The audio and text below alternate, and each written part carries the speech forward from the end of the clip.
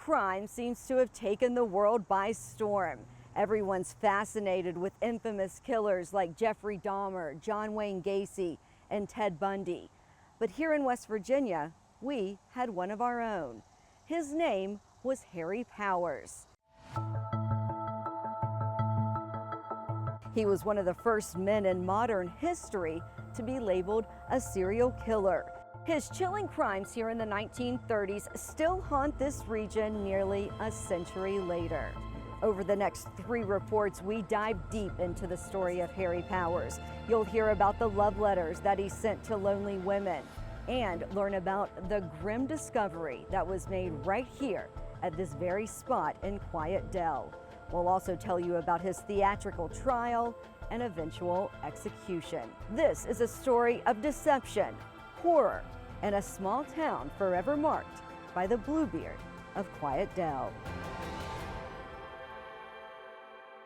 Mid-hills of West Virginia fair, near village Quiet Dell. Quiet Dell, West Virginia, a tiny unincorporated town in Harrison County, just outside of Clarksburg.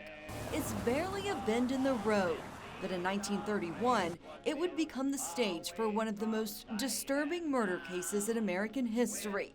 The man at the center didn't look like a monster, but behind his wire-rimmed glasses and polite smile, his secrets were unspeakable. His real name was Harm Drenthe, and he was born in the Netherlands. They immigrated to America. They arrived here in 1910, and by that point, he was 17 years old, and he was already a petty criminal over there. And when he got here, he began stealing liquor and automobiles and getting immediately in trouble with the law. The 1930s brought heartache to the lives of many West Virginians. The Great Depression and the struggles found in the mining communities nearly brought the state to its knees. Discouragement, fear, failure. Only a few years ago, these stalked the nation. Depression haunted America. But for Harry Powers, the turmoil was an opportunity. Instead of hardship, he saw a way to exploit loneliness. And in 1931, it's not that easy to be a woman in the United States trying to function independently. Powers had been traveling around the United States, committing frauds and maybe murdering people for a number of years. Something brought him to Clarksburg, I don't think anybody really knows what. Through matrimonial ads in Lonely Hearts Clubs, he hunted for victims, widows, divorcees, women desperate for connection and financial stability. Hundreds of letters poured from his pen, his words sweet, charming, and laced with deadly lies of his wealth. He had a great career, and the only reason he didn't go out and meet people in person was because he was so busy in his career. He didn't have time for dating. And he had a 10-room stone ranch that if they would only marry him, he would sweep them away to a world of luxury. I was always interested in the Harry Powers murder. Town historian Martha Jett grew up surrounded by stories of Harry Powers. Growing up in Harrison County, you heard about Harry Powers all the time. While reading The Love Murders of Harry Powers, she came across a page that stopped her in her tracks and confirmed a family story that had been passed down for generations. And we'd always heard that Harry Powers had approached Aunt Minnie and was trying to strike up a relationship with her, and that they wrote one another little notes and everything, and Aunt Minnie had the notes and she kept them. Well, she gave them to my grandfather, but they burned up in a house fire. So I heard this story all my life. So I'm reading this book and I come here to this paragraph that says, there is evidence that Powers corresponded with 2 other women in Clarksburg, West Virginia. As in a trash pile near the death garage, the officers found a portion of a letter signed Mrs. Minnie, and they don't give the last name, Clarksburg, West Virginia. I can't help but think that had to have been my great aunt. In 1927, Powers met Luella Strother while responding to a Lonely Heart ad. Yes, Luella Strother, commonly called Lulu. Lulu owned a farm in Quiet Dell and a general store in Clarksburg just a few miles away. One thing led to another. She began writing him these really sickly, syrupy letters. She called him her darling, or Dolly Dimple Sugar Lump. Strother and Powers eventually married. He moved in with his bride, her mother, and her sister at their home in Quiet Dell. When Lulu's mother died, he saw his chance, an opportunity to seize control. So the first thing he does is to get the sister and his wife to sign over everything into his name. She was basically the kind of person that was like, you're the husband, so whatever you say has got to be right. But even marriage couldn't curb his insatiable hunger for long-distance love affairs. His Lonely Heart scam continued, with more than 100 women writing to him. There are so many letters coming in that the post office box overflows, and the postal people have to keep the balance of his stuff in a box back behind the desk. One day he tells his unsuspecting wife that he wants to build a concrete garage on the property. She doesn't ask questions. So he has the garage built, and the ground floor is a garage. You drive your car into the garage, but there's also, and he designed this himself, there's also a heavy trap door that lifts up, goes down the stairs into 4 almost soundproof concrete rooms. With his trap now meticulously set, it was time to lure in the women who had fallen for his lies of love and luxury. Using the name Cornelius O. Pearson, just one of a nearly dozen aliases he was known to use, Powers began writing to Asta Eicher, a widowed mother of 3 who lived in Park Ridge, Illinois, a suburb just north of Chicago. He sees her as a really likely prospect, so they correspond back and forth, and he basically lets her know he wants to marry her and how handsome and wealthy he is and all this stuff. And she falls for it, and he goes to see her in Illinois. Once he arrived, the couple soon left town while Eicher's children, 14-year-old Greta, 12-year-old Harry, and 9-year-old Annabelle stayed behind with a neighbor. Several days later, the neighbor received a letter from Eicher that said Pearson would be coming back to Illinois alone to pick up the children. He goes back later on, and he tells the oldest girl that he wants her to take this note down to the bank and get all of the money out that they have. And the kids had their own little bank books with their own little savings. He wanted that too. But they would not give her the money at the bank because the letter was not, they have a sample of Asta's handwriting. It is not her handwriting. They will not release the money. So he's like, we got to get out of here. No money in hand as planned, he loaded up the 3 children in his car and took off. And that was the last anybody saw of them. But Powers wanted more. 3 weeks later, Cornelius O. Pearson arrived in Northborough, Massachusetts to meet the woman of a long and passionate correspondence, 50-year-old Dorothy Lemke. They were set to marry in Iowa, where he claimed to live. On the way out of town, Lemke withdrew $4,000 from her bank. She apparently didn't notice or become concerned that her fiancé asked her to send her belongings to West Virginia. Takes her away from Massachusetts, last anybody ever saw her. She'd arrive in Quiet Dell, ushered into the garage that would soon become known as the murder farm.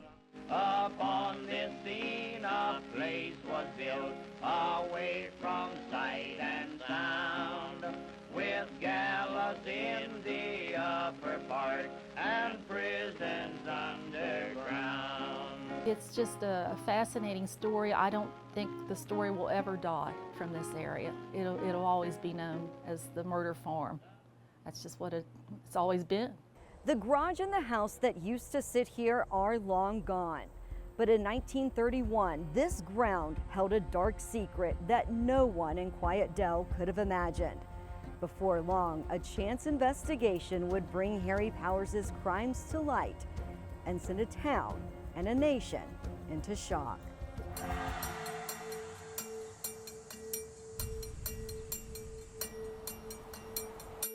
It had been weeks since Asta Eicher and her 3 children had been seen in Illinois. Police there started to investigate, looking closely into her last known contacts. One being a man from Clarksburg, West Virginia named Cornelius O. Pearson. Illinois officials called Clarksburg Police Chief Clarence Duckworth and asked him to take the local man into custody for questioning about the disappearance of the Eicher family. But there was only one problem. There was no one in Clarksburg named Cornelius O. Pearson. He had about 10 aliases. In this alias, the initials were COP, which spells cop, which is kind of funny.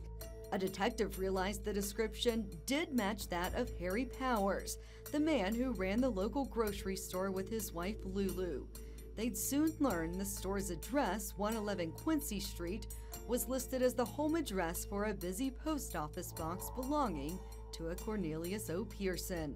So there's something tying 2 aliases together. Powers denied knowing anything about Asta Eicher and her children when police came knocking.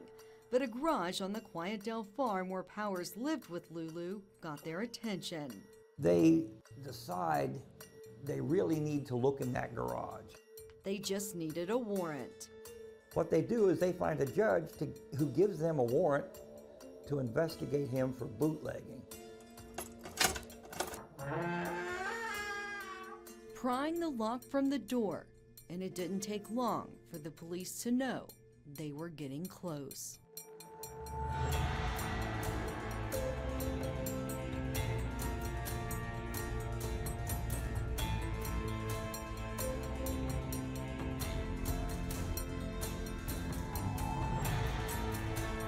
They found trunks and trunks of clothes, women's clothes, kids' clothes.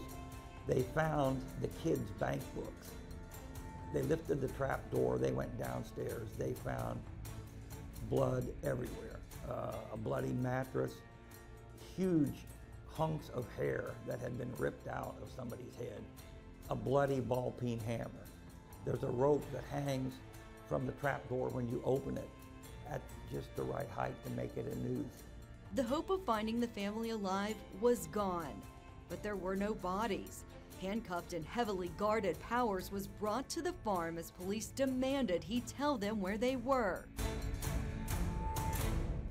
But he stayed silent. News of the search had spread, and by that afternoon, more than 300 people had gathered to watch. Among the crowd, a 15-year-old boy who told Harrison County Sheriff Wilford Grimm he recently helped Powers dig a ditch from the garage to the creek. And they're like, okay, let's try that. And they had only turned over a few shovels full of dirt before the stench hit them. There they found Asta Eicher wrapped in burlap, her 3 kids wrapped in burlap. They had been starved almost to the point of death. Asta and Gerta and Annabelle had been strangled or hung by the rope. 12-year-old Harry Eicher had been struck repeatedly with a hammer found with the bodies. Powers, dubbed now by reporters as the Bluebeard of Quiet Dell, would later write in his confession statement that he wanted to make the boy watch as he killed his mother and sisters. But the boy put up such a ruckus screaming that he had no choice but to beat his head in with the hammer. The crowd had grown even more with the discovery of the 4 bodies. Men, women, children, all gathering to see the horror firsthand. At one point, someone in the crowd put up a fence and started charging admission. Others were taking souvenirs from what they were calling the murder garage. My father-in-law is in that crowd, and the crowd is around this way, and he's sort of standing out from the crowd just a little as they are watching the bodies being, taken out of the ground. Lifelong Clarksburg native Vonda Wetzel has never known her hometown without the story of the Bluebeard running through it. I had Miss Hollins for typing, and she wouldn't let us use the green ink because she said Harry Powers wrote his love letters in green ink. So we were never allowed to use green ink in any of her classes. She taught several classes. The crowd at the farm eventually made its way to the Harrison County Jail, where Powers was inside for questioning. The interrogation, then called the 3rd degree, lasting until almost dawn. Back then, the 3rd degree involved chains, fists, pipes. They kept him all night interrogating him.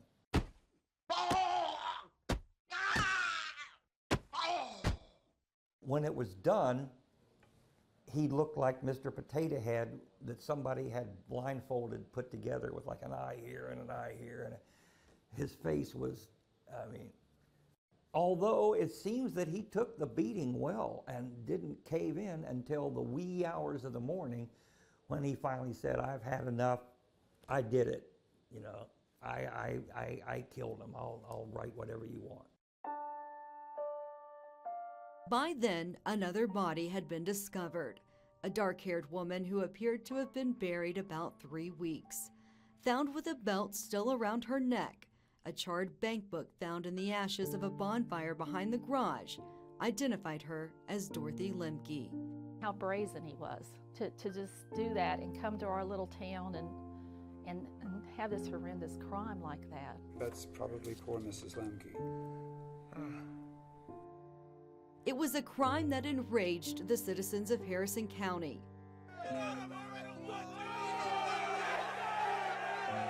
On September 20th, 1931, an angry mob of nearly 5,000 people surrounded the county jail and demanded Powers be released to them to swiftly administer justice. The Clarksburg Fire Department helped try and dispel the crowd that only tore its fire hoses to keep from being sprayed with water.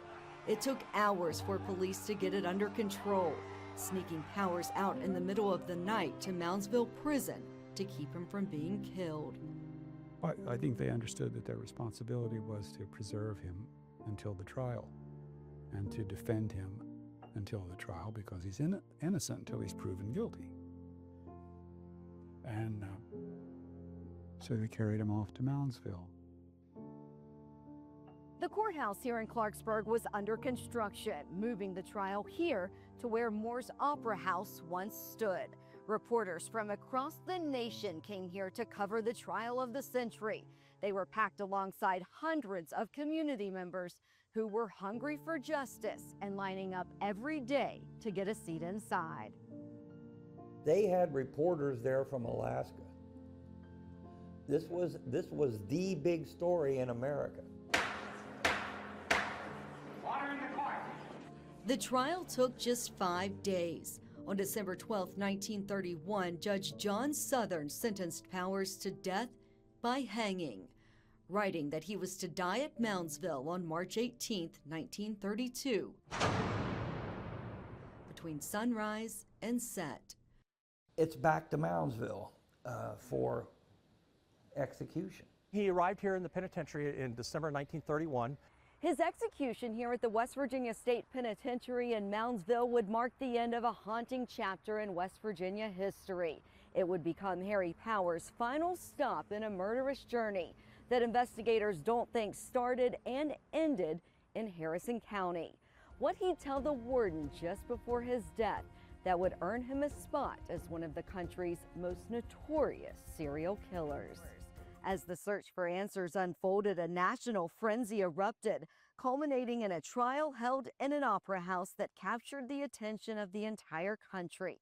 By winter, Powers was sentenced to die here at the state penitentiary in Moundsville. where his final moments would cement his place among the country's most infamous serial killers.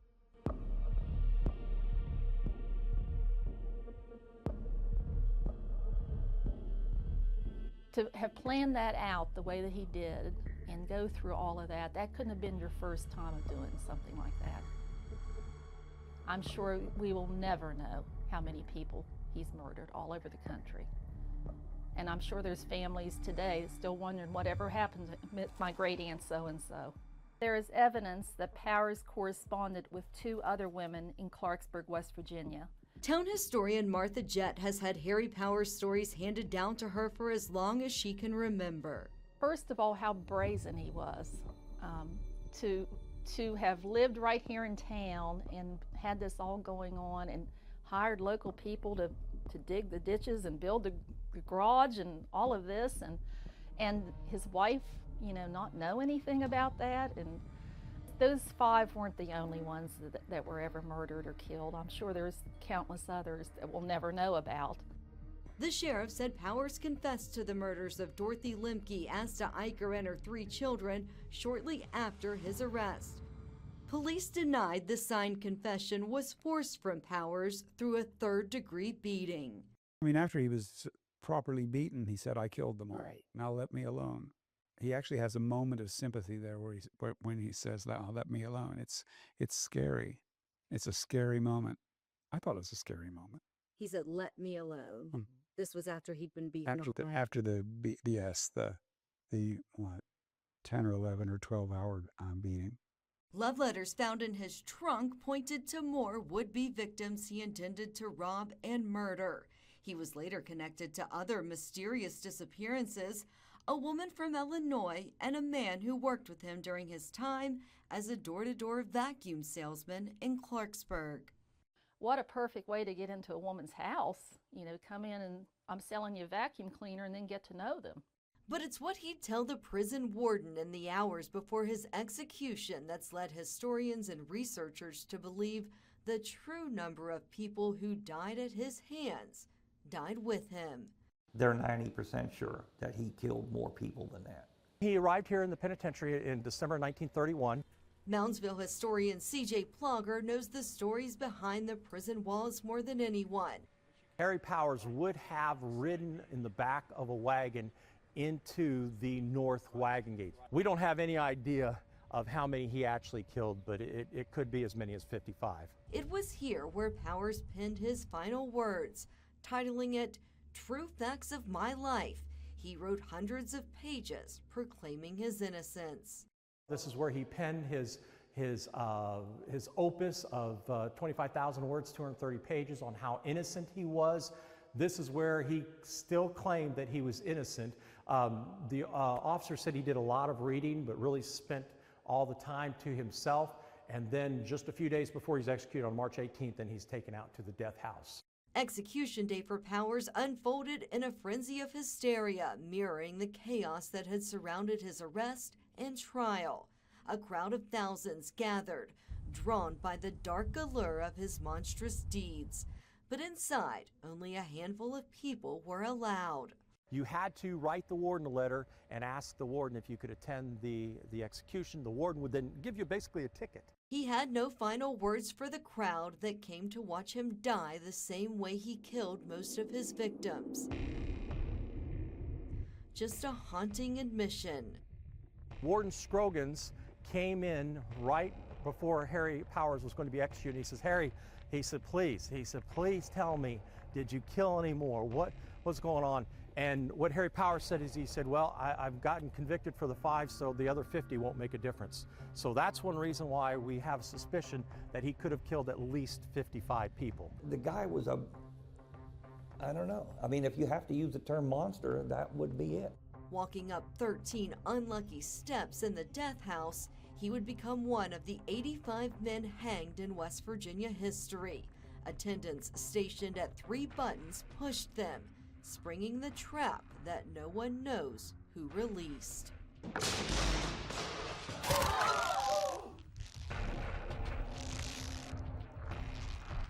He is executed. As he falls down, then 11 minutes later is when he does finally give up the ghost. Harry Powers' final resting place is here at Whitegate Cemetery, the prison graveyard a few miles out of town. His wife Luella refused to claim his body, leaving him here with dozens of other inmates whose families refused to bring them home. It is rumored that there were 240 graves here at one point. The cemetery holds the silent legacy of some of West Virginia's most haunting crimes.